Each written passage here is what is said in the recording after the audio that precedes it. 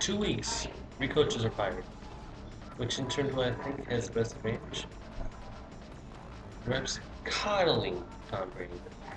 Is there a special rule that's preventing the Pats QB from getting hurt?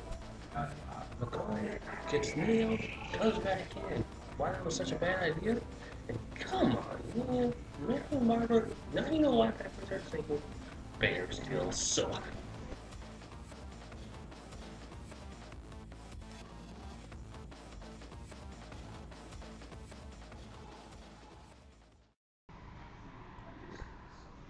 Two weeks ago, Jack Del Rio of the Jaguars fired. Mike Tucker replaces him. This week, Todd Haley, Tony Sparano, Chiefs, Dolphins respectively, no more. Both fired. Their records are pretty easy to understand. Jack Del Rio this season 3-8. New owners didn't like it, so he was kicked out. Todd Haley combined 19 and 27, which includes the playoffs. The one playoff game, I should say. And he was fired. Despite the fact that last year, he and his Chiefs actually were the AFC West champions. That did, especially against the Baltimore Ravens.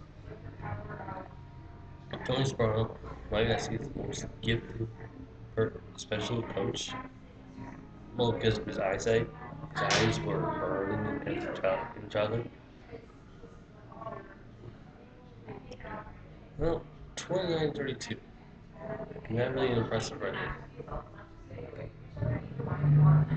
And they got 20 Bulls and Romeo Crennel replacing the Dolphins and the Chiefs head coaching.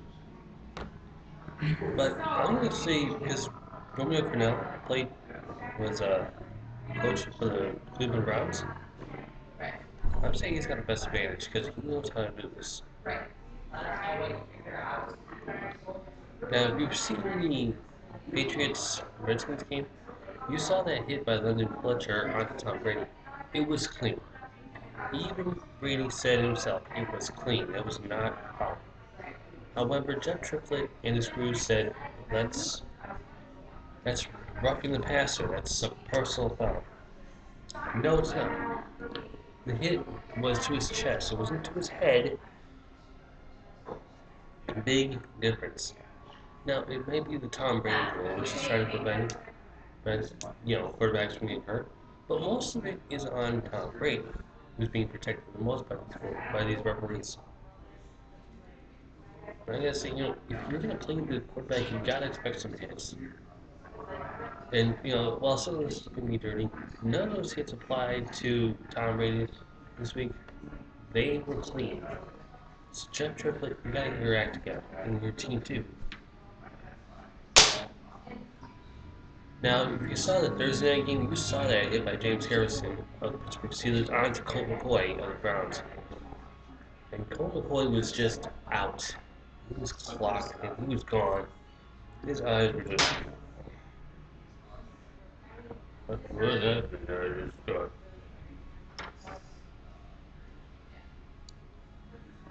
Now, it's not such a big deal, until you hear it, not just because of James Harrison being suspended for one game, but the training staff of the Cleveland Browns, who actually monitored his hand, not his head.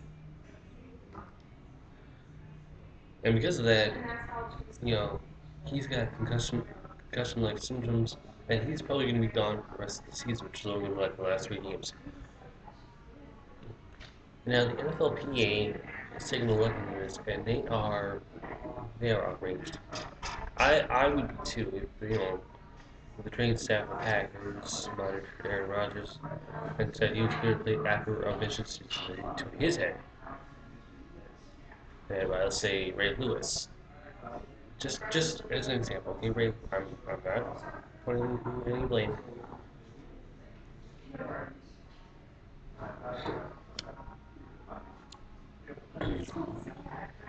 Now the NFLPA is going to issue mandatory training staff to all 32 teams, which I think is a good idea.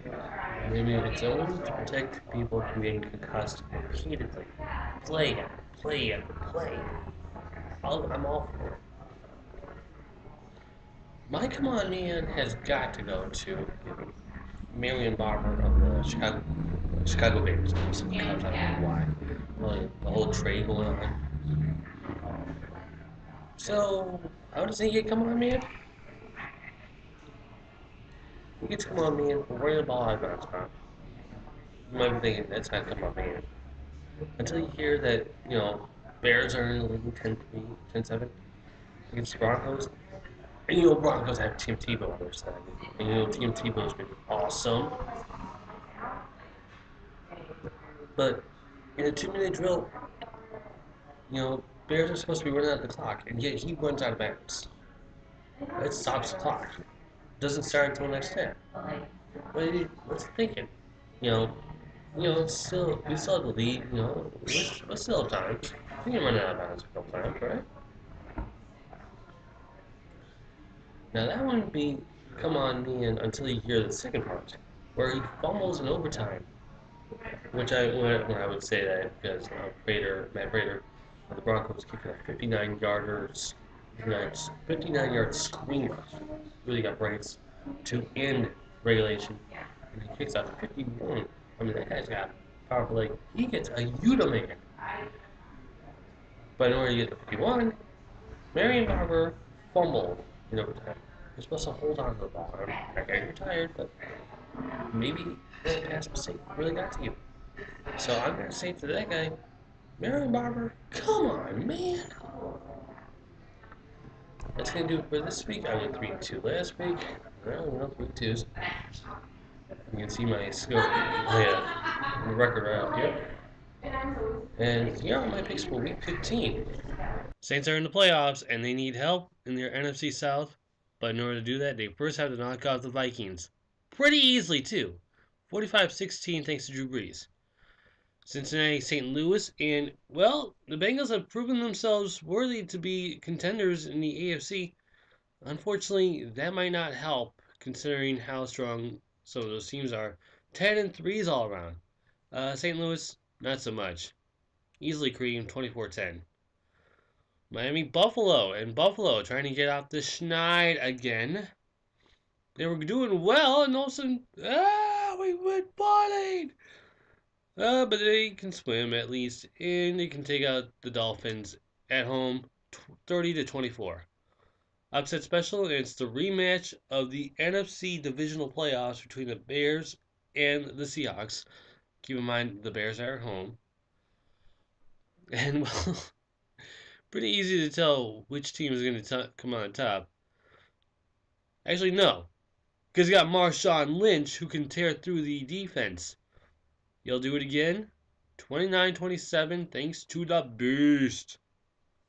And Primetime special, as voted, it is Pittsburgh and San Francisco.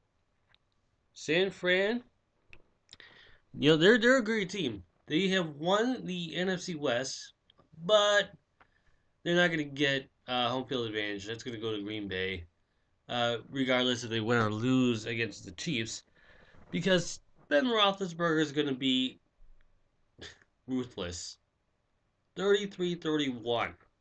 It'll be close. Alright, here's what I got for week 15. I got the Saints. I got the Bengals. I've got the Bills. My upset special, the Seahawks. And my primetime special, Steelers. And a close one. James Harrison or James Harrison. James Harrison or no James Harrison. Steelers are going to pull that one out. This is it. This is going to be the last time we get to vote. These 3 games are going to come up. Make sure to pick one as I sign off. So for Pete Rock 2002, have a safe shopping trip. Tis the last week you get to vote. On Thursday, it's going to be Houston versus Indianapolis. Winless Colts. They're not going to get a win this season. I just know it, so if you want me to vote for that, I'll make sure to make it quick. You got the Christmas special. St. Nick will be in Lambeau. As the Bears take on the Packers. And it's going to be Dome versus Dome. Atlanta, New Orleans.